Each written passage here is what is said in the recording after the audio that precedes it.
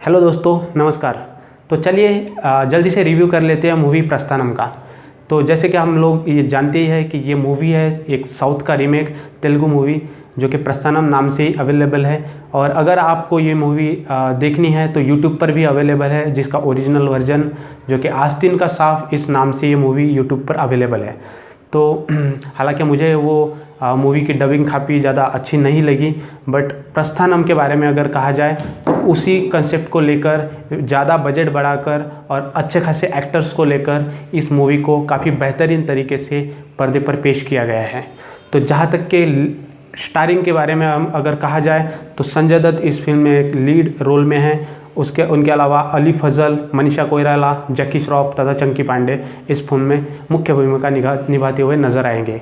तो एक्टिंग के बारे में अगर उनकी बात की जाए तो सभी ने अपना रोल बखूबी निभाया है, क्योंकि सभी लीजेंडरी एक्टर्स हैं। उनके एक्टिंग के बारे में किसी को कोई कहा जाए ऐसा कुछ है नहीं, तो उन्होंने बहुत ही बढ़िया तरीके से अपना रोल निभाया है। हालांकि अली फजल के बारे में मैं कहना चाहूँगा, उन्होंने अपना रोल उम्मीद से ज़्यादा बेहतर निभाया है। तो अगर स्टोरी लाइन के बारे में अगर बात की जाए तो 90s के ज़माने की एक टाइप की ये मूवी, हालांकि चलते टाइम स्क्रीन प्ले के टाइम भी 90s के ज़माने की ही मूवी लगती है, और उसके अलावा स्टोरी लाइन भी इसकी 90s के ज़माने के तरीके से ही है। प्रेजेंटेशन भी साउथ और 90s में जैसी मूवीज़ होती है उसी तरीके का प्रेजेंटेशन है।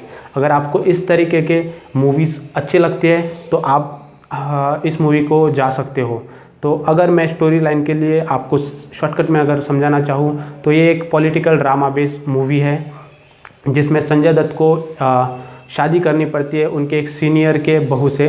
तो क्योंकि उनके सीनियर का एक बेटा जो होता है उसकी डेथ हो जाती है, तो बहू के साथ उनको शादी करनी होती है, जिनके ऑलरेडी एक बेटा और एक बेटी है।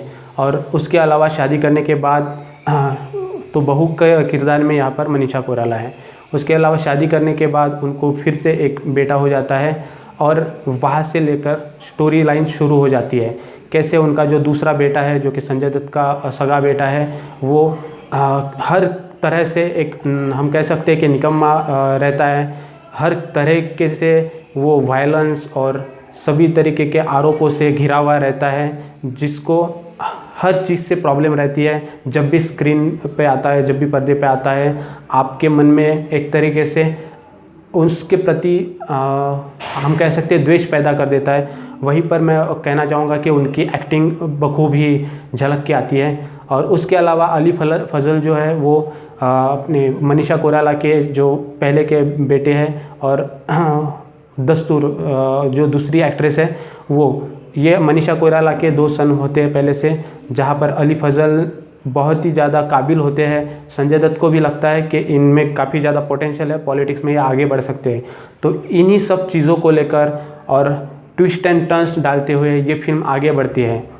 हालांकि मैं ये कहना चाहूँगा कि फर्स्ट हाफ इस मूवी का उतना ज़्यादा एंगेजिंग नहीं है कैरेक्टर्स का इंट्रोडक्शन करने में, और काफ़ी ज़्यादा सराउंडिंग में घूमते फिरते ये मूवी ज़्यादातर आगे बढ़ती है। बट सेकंड हाफ में कहीं पर जाकर ये मूवी ग्रिप पकड़ती है।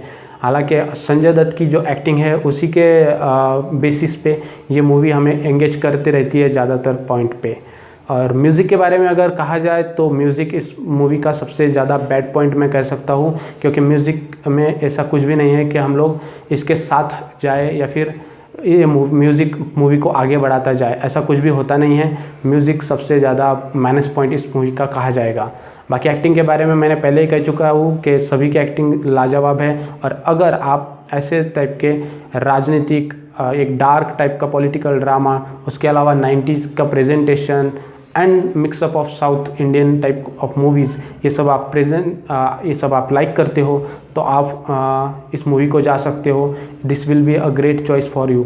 बट मैं आपको पूरी तरीके से रिकमेंड नहीं करना चाहूँगा कि आप मस्ट या फिर जाओ ही इस मूवी को, बिकॉज आज के अगर ऑडियंस का एक हम अगर रुझान देखें तो इस तरीके की मूवी को ऑडियंस ज़्यादातर पसंद नहीं करती है। बट फिर भी एक ख़ास किस्म की ऑडियंस इस तरह के मूवी को लाइक करती है, जो कि जा सकती है, एंजॉय कर सकती है।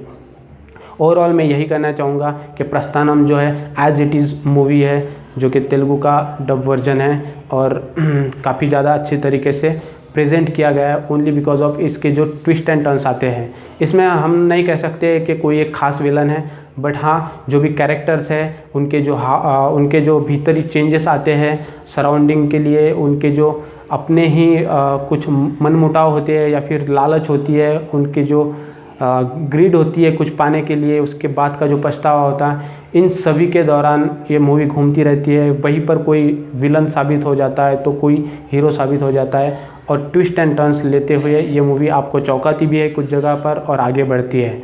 तो ऑन एन एवरेज ये मूवी ठीक ठाक है उन जैसे दर्शकों के लिए जिनको इस तरह का जॉनर पसंद आता है, और अदरवाइज़ आप इस मूवी को टीवी पर देखने के लिए भी वेट कर सकते हो। तो मेरी तरफ से यही है इस मूवी का रिव्यू, और thank you so much. Vande Mataram. Thank you दोस्तों।